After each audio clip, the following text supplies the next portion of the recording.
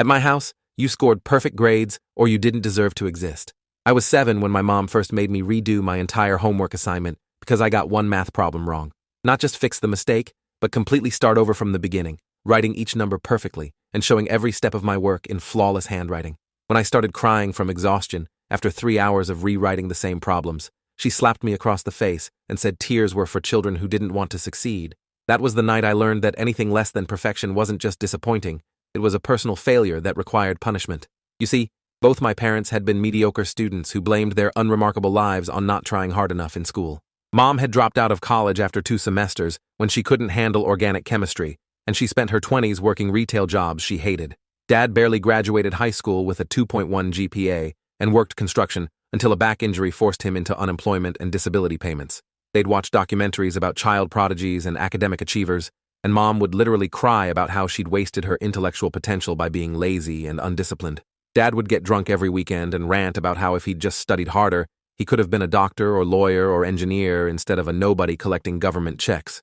He'd pull out his old report cards and point to the C's and D's, explaining how each mediocre grade had closed doors and limited his options. They were both obsessed with this idea that academic excellence was the only path to worth and happiness, and they'd ruined their own lives by accepting anything less than perfection. So when my older brother Kai was born, they decided their children would be different. Every day was scheduled around academic achievement from sunrise to midnight, with no time wasted on frivolous activities or childish pursuits. Weekdays meant 4 hours of homework after regular school, plus 2 hours of advanced reading above grade level, plus 1 hour of educational documentaries covering topics we'd encounter in future classes. Weekends meant 12-hour study marathons covering subjects years ahead of our current level, including calculus when I was still in elementary school. The system was rigid and unforgiving. If you made any mistake, got any answer wrong, or showed any sign of being less than perfect, you got punished immediately and severely. A single wrong answer on a math worksheet meant no dinner and standing in the corner until bedtime. A B+ on any assignment meant being locked in your room for the entire weekend with nothing but textbooks and practice problems. Any grade below A meant they'd throw away something you cared about, usually toys or books that weren't considered educational enough to deserve space in our house. I watched Mom burn my favorite stuffed animal in the backyard when I got a B+ on a science project in 4th grade. She said emotional attachments were distractions from academic excellence, and children who wanted to succeed needed to eliminate anything that might compromise their focus. The smell of burning fabric and stuffing filled the air while she explained that this was for my own good, that someday I'd thank her for keeping me focused on what really mattered. We had private tutors coming to the house every single day after regular school, specialists in advanced mathematics, science, literature, and test preparation. Mom and Dad couldn't understand most of what the tutors were teaching us, but they'd sit there monitoring every session with notebooks, timing how long we spent on each problem and documenting any signs of confusion or difficulty. Kai was 12 and already having panic attacks before his advanced calculus sessions because the tutors would report our progress directly to our parents, and any indication that we weren't mastering material fast enough resulted in additional study hours and reduced privileges. Mom would record us doing homework and solving complex problems, posting videos online with captions like "Raising the Next Generation of Geniuses" and "What Academic Excellence Looks Like in Our House." She'd get hundreds of comments praising her dedication and asking for advice on pushing children to reach their potential. The attention and validation fed her obsession, convincing her that the extreme measures were justified by the results we were producing. When I turned 10, Mom and Dad sat me down at the kitchen table and explained that I had exactly 2 years to test into the gifted program at Westbrook Academy, the elite private school across town where tuition cost more than Dad's annual disability income. They showed me the acceptance requirements and the brochure filled with pictures of serious-looking children in uniforms studying in pristine classrooms. If I didn't qualify for their academic scholarship program, they'd send me to Riverside Military Institute, a boarding school for problem children who needed discipline and structure. They showed me the military school brochure too, and it looked like a prison. Kids in identical uniforms marching in formation at dawn, sitting in silent study halls, eating meals without talking. No phone calls home for the first 6 months, no visits for the first year, no personal belongings except basic necessities. Dad said, "We've already filled out the application and paid the deposit. Whether you go there or to Westbrook depends entirely on how hard you're willing to work for the next 24 months. I was already studying 6 hours every day after regular school, plus 10 hours on Saturdays and Sundays, and I was exhausted all the time. My regular grades were perfect straight A's, but apparently that wasn't enough anymore. I needed to be exceptional, gifted, extraordinary enough to earn a full scholarship to a school for genuinely brilliant children. The practice tests they gave me were designed for high schoolers, and when I struggled with concepts meant for students 5 years older, they interpreted it as laziness rather than age-appropriate limitations. Kai was falling apart under the pressure, developing stress-related symptoms that Mom and Dad refused to acknowledge as anything other than attention-seeking behavior. He'd started pulling out his own hair during study sessions, leaving small bald patches he tried to hide under baseball caps, until Mom discovered them and screamed at him for mutilating himself to manipulate us. He'd developed a stutter that made presentations at school humiliating, which our parents blamed on not practicing enough, rather than recognizing it as a trauma response. The breaking point came during a particularly brutal weekend when I'd been working on advanced algebra problems for 8 straight hours. My brain felt like cotton, and I couldn't focus on the numbers anymore because they kept blurring together from exhaustion. When I got 5 problems wrong in a row, Dad completely lost control. He grabbed my textbook and slammed it against the side of my head hard enough that I saw white spots and fell off my chair. Then he made me solve 50 more problems while blood from my nose dripped onto the worksheet, staining the paper red. That night, I locked myself in the bathroom and looked at my reflection in the mirror. There was a deep cut on my forehead where the book's corner had connected, and a bruise spreading around my left eye that was already turning dark purple. My nose was swollen and still bleeding occasionally. I stared at my damaged face and felt something fundamental shift inside me. This wasn't education anymore, wasn't even punishment. This was violence disguised as parenting, and I couldn't survive 2 more years of escalation without serious injury or death. The next morning at school, I walked directly to the guidance office and asked to speak with Mrs. Patterson privately. When she saw my face, her expression changed from routine concern to horror and alarm. She immediately took photographs with her phone, documenting the cut, the bruise, and the swelling from multiple angles. Then she called CPS and reported suspected child abuse, while I sat in her office trying not to cry from relief that someone was finally taking action. The CPS caseworker arrived within 2 hours, interviewing me about the incident while Mrs. Patterson provided the photographic evidence. I described the homework schedule, the punishment system, the constant pressure to perform perfectly, and the escalating violence when I failed to meet impossible standards. The caseworker took detailed notes and said she'd need to see my home environment and interview my parents and brother before making any decisions about our safety. That afternoon, CPS arrived at our house for an unannounced visit while Kai and I were doing homework under Dad's supervision. The caseworker walked through our home, noting the study schedules posted on every wall, the lack of toys or games, and the stacks of advanced textbooks covering every surface. She interviewed Kai separately, and he broke down crying when she asked about his experiences with the academic pressure and punishments for imperfection. Mom and Dad performed beautifully for the caseworker, transforming into concerned, dedicated parents who simply wanted the best educational opportunities for their gifted children. They explained their philosophy about high expectations and rigorous standards, showing her examples of our academic achievements and test scores. They positioned the injury on my face as an accident that occurred during a study session, claiming I'd fallen and hit the corner of the table while reaching for a pencil. But when the caseworker asked to see my medical records, she discovered a pattern of injuries over the past 2 years that painted a different picture. Emergency room visits for a broken wrist, stitches in my scalp, and treatment for severe dehydration from being denied water during punishment periods. Each incident had been explained as accidents or clumsiness, but together they formed clear evidence of ongoing physical abuse disguised as educational discipline. CPS removed Kai and me that evening, placing us with an emergency foster family who lived across town. For the first time in years, I went to bed without completing homework assignments, without being tested on my retention of the day's material, without earning my right to food and shelter through perfect academic performance. The foster mom brought me a plate of dinner without asking about my grades or test scores, and when I instinctively started reciting multiplication tables to prove I deserved to eat, she looked confused and told me I never had to earn meals in her house. The relief was overwhelming and temporary. I spent the first week in foster care waiting for someone to hand me textbooks and demand I demonstrate mastery of advanced concepts beyond my grade level. When it didn't happen, I started having anxiety attacks because I wasn't studying, wasn't improving, wasn't working toward the academic excellence that had defined my entire existence. The foster mom had to reassure me repeatedly that it was okay to just be a 10-year-old kid who played games and watched movies and read books for fun. Kai struggled even more with the adjustment because he'd internalized our parents' belief system more completely than I had. He'd have panic attacks when he got B's on regular school assignments, convinced that anything less than perfection meant he was worthless and deserved punishment. He'd stay up all night reviewing material he'd already mastered, terrified that forgetting any detail would result in consequences he couldn't even articulate. The foster parents had to hide his textbooks at bedtime because he couldn't stop studying compulsively. 2 months later, Mom and Dad showed up at family court with an expensive lawyer and a parade of character witnesses designed to portray them as devoted parents whose children had been wrongfully removed. The tutors testified that we were making exceptional academic progress under their guidance, and that high expectations were beneficial for gifted children who needed challenge and structure. They brought in the principal from our regular school who praised our test scores and academic achievements, arguing that removing us from such a successful educational environment would waste years of investment and progress. The family physician testified that while our injuries seemed concerning individually, Children involved in rigorous academic and physical training often sustained minor accidents, and there was no evidence of intentional harm.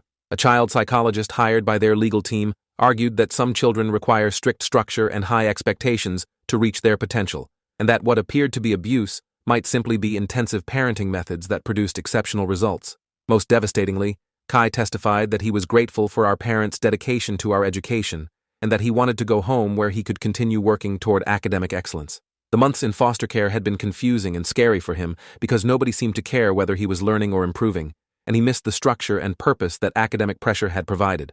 He said I was just being dramatic and lazy, unable to handle the work necessary to become truly successful. The judge reviewed all the evidence, including the medical records, the CPS reports, and the testimony from multiple witnesses. She noted that while our parents' methods seemed extreme, the results were undeniably impressive, and the state's interest was in protecting children from harm, not in dictating parenting styles. She ruled that we would return home under a safety plan that required monthly CPS visits and mandated that our parents attend parenting classes focused on age-appropriate expectations and discipline methods. That night, Dad sat us down at the kitchen table with his arms crossed and his jaw clenched. "From now on," he said, in a voice that was calm, but somehow more terrifying than yelling, "there are no excuses for imperfection in this house. You will achieve excellence in everything you do, or you will face consequences that make the past look gentle. The state thinks we were too easy on you before, but they have no idea what real discipline looks like." I sat there frozen, my hands pressed flat against the table to stop them from shaking as he outlined the new rules. Kai nodded eagerly beside me, genuinely excited to resume the academic schedule that had nearly destroyed his mental health. The month away from home had convinced him that anything less than constant pressure and evaluation was meaningless indulgence, and he was ready to prove himself worthy of our parents' attention and approval once again. The schedule that followed made our previous routine look relaxed by comparison. We'd wake up at 4:30 a.m. for 3 hours of studying before regular school, covering advanced material while our minds were fresh and focused.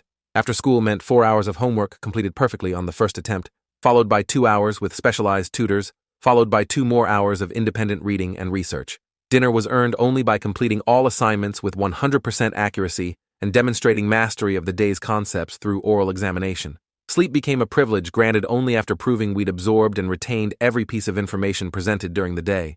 Mom and Dad would quiz us randomly on material from weeks earlier, and any forgotten detail meant staying up until we could recite everything perfectly. Weekends were 16-hour academic marathons, broken only by bathroom visits that were timed and monitored to ensure we weren't wasting precious minutes that should be spent learning. Any mistake, no matter how small, resulted in immediate and escalating punishment. A wrong answer on a single math problem meant standing in the corner for 2 hours while reciting multiplication tables. Misreading a word during literature analysis meant recopying the entire chapter by hand until the writing was flawless. Getting anything less than 100% on any assignment meant losing meals until perfect understanding was demonstrated through additional tests and oral presentations. The isolation became complete and suffocating as our parents eliminated every distraction that might interfere with academic achievement. We couldn't have friends because social relationships took time and energy away from studying. We couldn't participate in sports or extracurricular activities because they were frivolous pursuits for children who weren't serious about success. We couldn't watch television, play games, or engage in any form of entertainment because recreational activities rotted developing brains and encouraged laziness. Our entire existence revolved around achieving the academic perfection that Mom and Dad had convinced themselves would validate their own failures and prove they were capable of producing something extraordinary. Every conversation was about test scores, grade point averages, and academic achievements that would eventually lead to elite university admissions and prestigious careers that would justify the sacrifices we were all making. By the time I turned 12, I was having severe panic attacks during any kind of evaluation because the consequences of imperfection at home had become unbearable. My hands would shake uncontrollably during tests, and I'd spend so much mental energy worrying about making mistakes that I couldn't focus on the actual questions. Teachers started noticing that I seemed terrified of receiving graded assignments back, even when my scores were excellent. Kai had developed multiple stress-related conditions that Mom and Dad refused to acknowledge as anything other than weak character traits that needed to be overcome through additional discipline. His stutter had worsened to the point where he could barely speak in class, which affected his participation grades and led to longer study sessions focused on oral presentation skills. He'd started having frequent headaches and stomach problems that the school nurse documented, but our parents dismissed as attention-seeking behavior. We were both losing significant weight from missed meals and developing dark circles under our eyes from chronic sleep deprivation. Other kids at school started commenting on how thin and tired we looked, but we'd been trained to deflect questions about our home life with rehearsed responses about being dedicated students who took education seriously. The few teachers who expressed concern were told by our parents that we were naturally driven children who thrived under high expectations. The breaking point came when I scored 1540 on a practice SAT exam instead of a perfect 1600. The 60-point gap represented failure so complete that Dad's reaction was unlike anything I'd experienced before.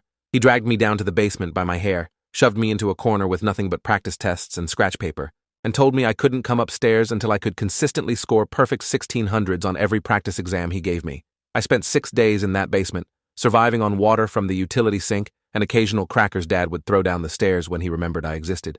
The concrete floor was cold and damp, and I had to sleep curled up against heating pipes for warmth. During the day, I'd take practice test after practice test, desperate to achieve the perfection that would earn my release, but the stress and exhaustion made concentration impossible. On the 6th night, while Dad was upstairs drinking and Mom was watching television, I found an old cell phone in a storage box that still had enough battery to make one call. I dialed Mrs. Patterson's home number, which she'd given me months earlier, and whispered about the basement imprisonment, the starvation punishment, and the daily violence that accompanied any sign of academic imperfection.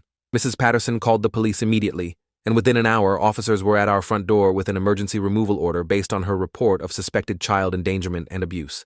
They found me in the basement surrounded by dozens of practice tests, malnutritioned and dehydrated, with bruises covering my arms and back from Dad's escalating physical punishments. This time, the evidence was too overwhelming and immediate for our parents to explain away.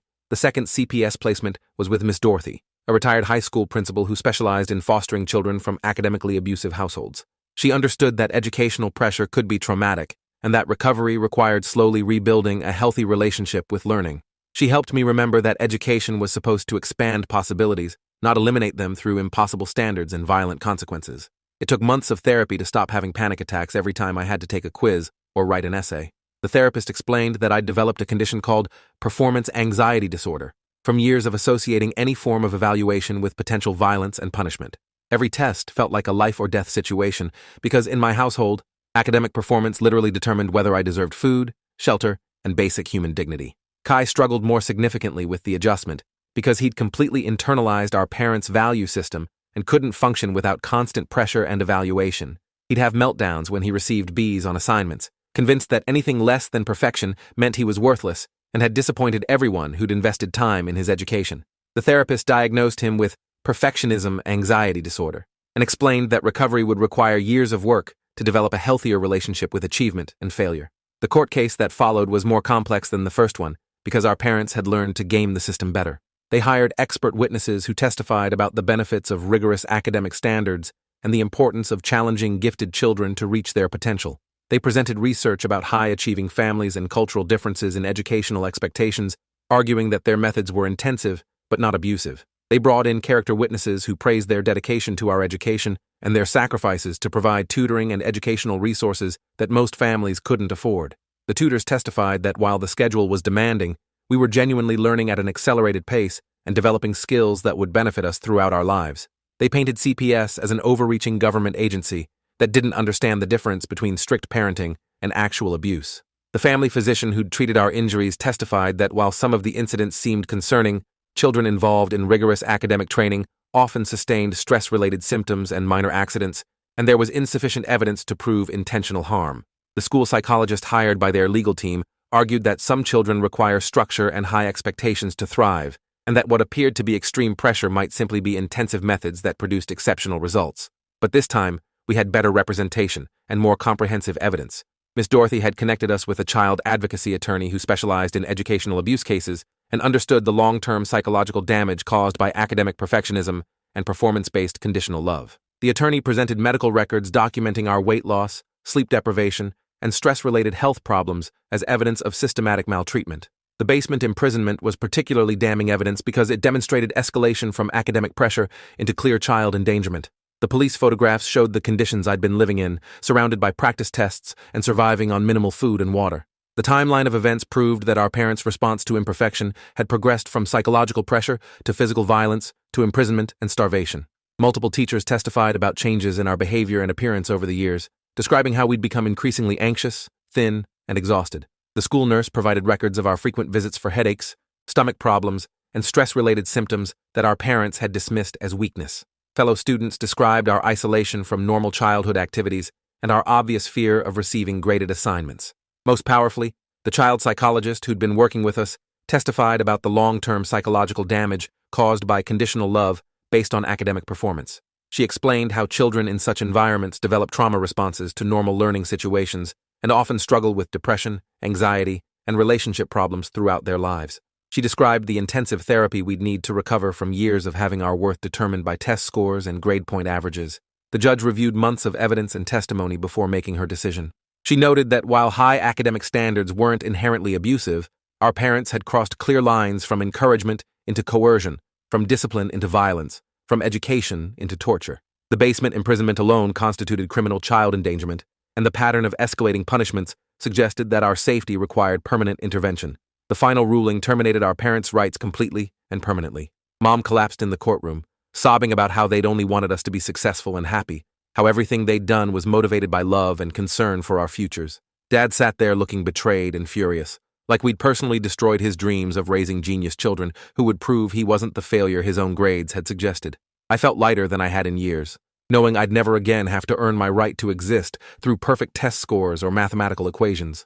The relief was overwhelming and complicated by guilt, because despite everything, I still loved my parents and understood that their methods came from their own trauma and disappointment with their lives. Miss Dorothy formally adopted us 6 months later, after we'd both made significant progress in therapy and demonstrated that we could handle the transition to permanent placement. The adoption hearing was small and quiet, nothing like the dramatic court battles that had characterized our removal, but it felt more meaningful than any academic achievement I'd ever earned through fear and punishment.